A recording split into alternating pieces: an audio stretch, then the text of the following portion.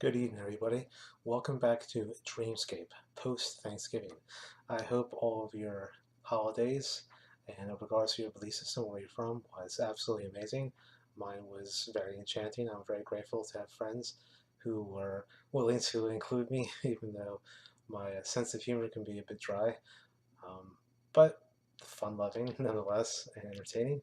So I did in fact have a wonderful Thanksgiving. I'm sure all of you did as well, and welcome back.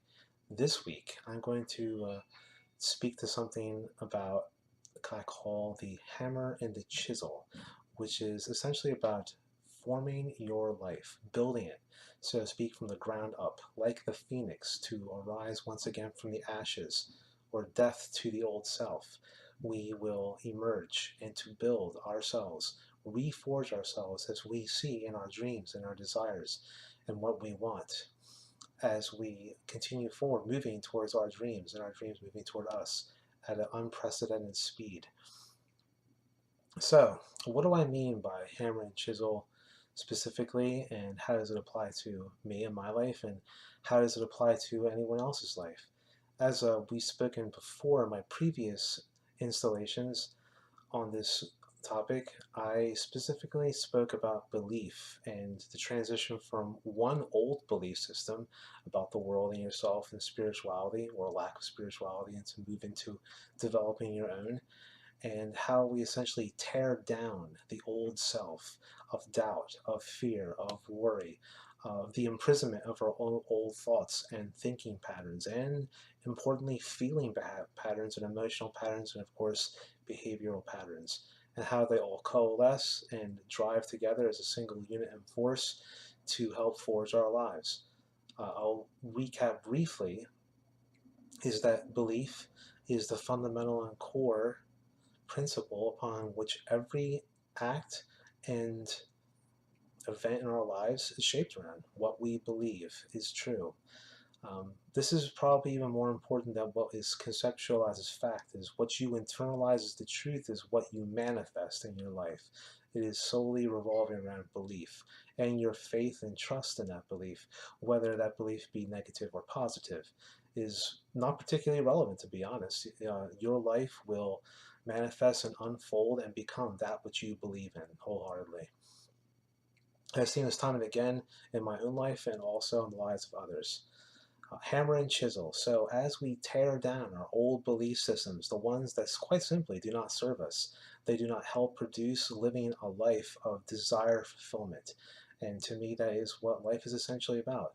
This beautiful, wonderful place that we call life, specifically in the here and the now, not relative to a future that has yet to arrive or a past that is now done, but this grand moment right now, in this moment, where we are alive, where we are fully awakened spiritual divine beings. And we are, in fact, that very thing.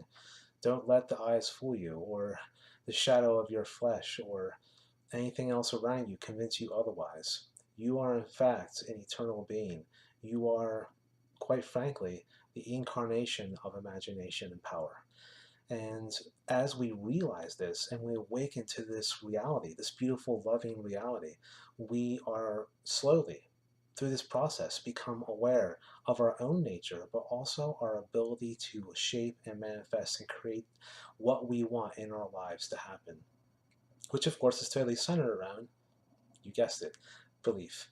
And as we chip away, much like a sculptor would chip away at the block of marble or concrete or sand and strip away, they see and they envision and imagine what they desire and they bring it to reality. And this is, in fact, very in kinship with the artistic and creative spirit, what we are doing on a day-to-day basis. And let me assure you that whether you are consciously aware of this or not, it is, in fact, taking place.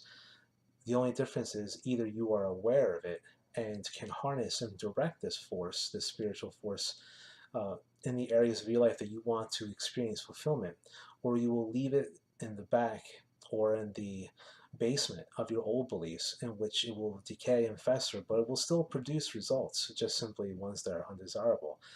As we have all as human beings experienced in our lives, both positive and negative, although I'm strictly interested in the positive and leave the negative behind.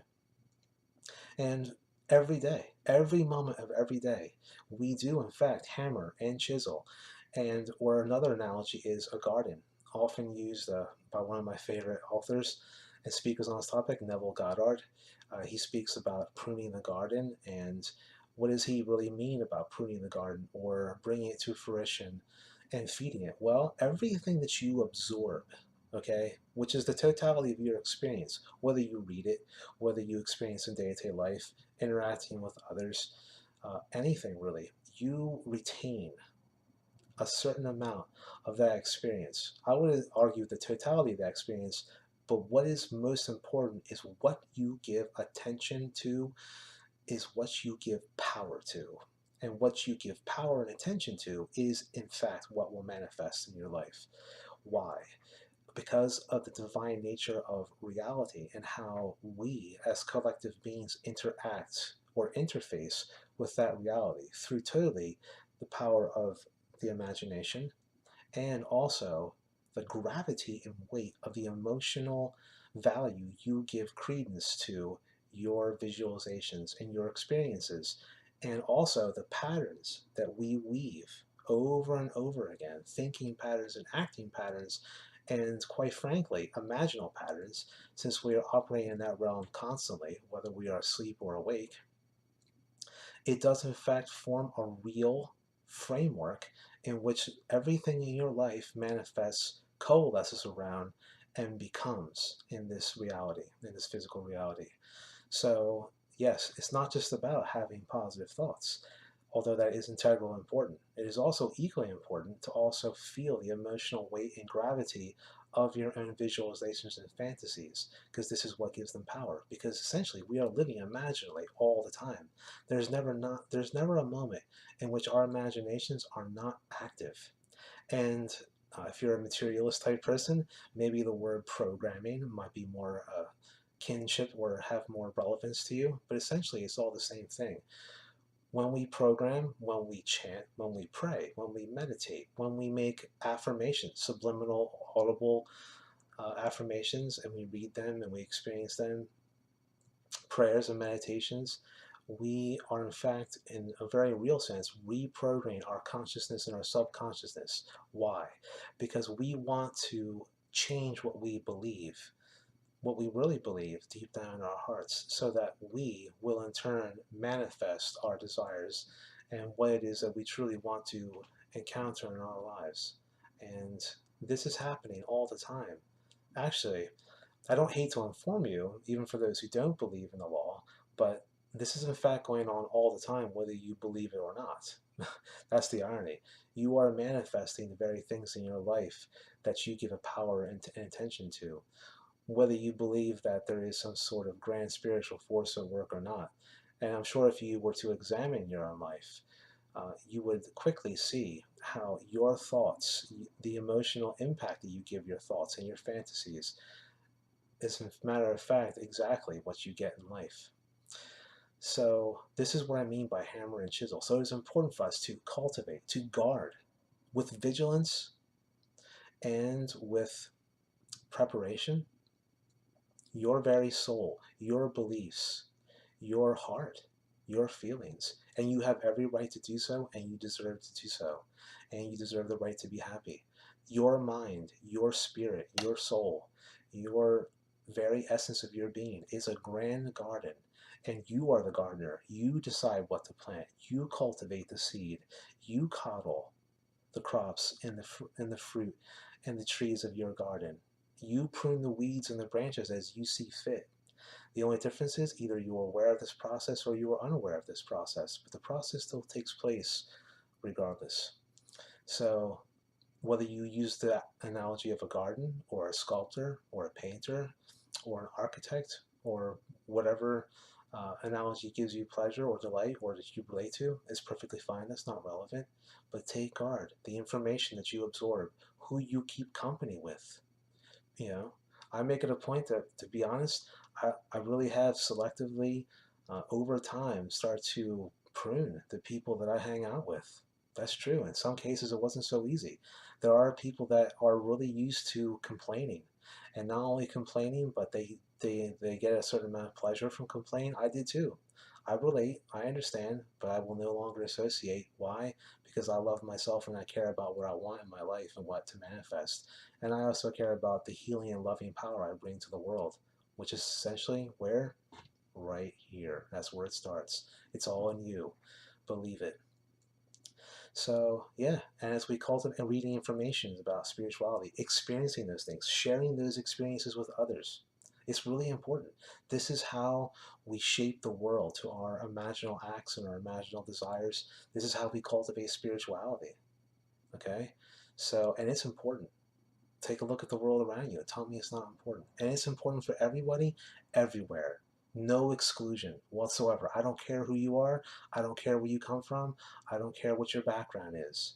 Okay? I mean, I care about you as human beings, but what I mean is it doesn't matter who you are or where you come from. Okay? Because guess what? We all come from the same place. You got it. So we're all important. So if you have an ounce of yourself that looks as yourself as you're superior to everybody else or X, Y, and Z, let me tell you, drop it like a bad habit because that's exactly what it is. It's not going to get you anywhere good in life. It will never cultivate anything loving or good or compassionate or bring any of your desires to fulfillment. Okay, we're all related in this. We experience a real divine kinship. And the more you understand that and become aware of that, the more you cultivate and practice these techniques and are aware of these understandings and pursue wisdom, okay? Not only the wisdom you get from books and preachers and teachers and sages, okay, and that's good, but the real wisdom here, when it becomes your experience, when it sinks in, and sharing that to the world. And by sharing that, this is a funny thing. A lot of us have been taught that, we'll cling on to information. It's a secret. It's a secret. I want this. I want that. It's mine. I won't share it. But you know what? The funny thing is, the more we try to cling on and hold on to things, the more it slips through our fingers. And the more you share everything, the more your sharing and your power of love and compassion and empathy, it comes back and it's amplified.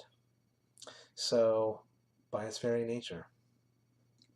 So I hope that you gathered some good things from this. I enjoyed talking about it. I love talking about spirituality and embetterment and making the lives of every being on this planet better.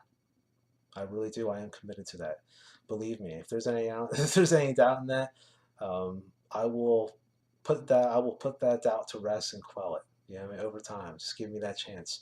So I love you all. I'm happy that you all had a wonderful Thanksgiving. And remember, hammer and chisel, cultivate, prune, guard, be aware, share, and most of all, be loving and kind. Till next time, this is JP Usari from Dreamscape. See you next week.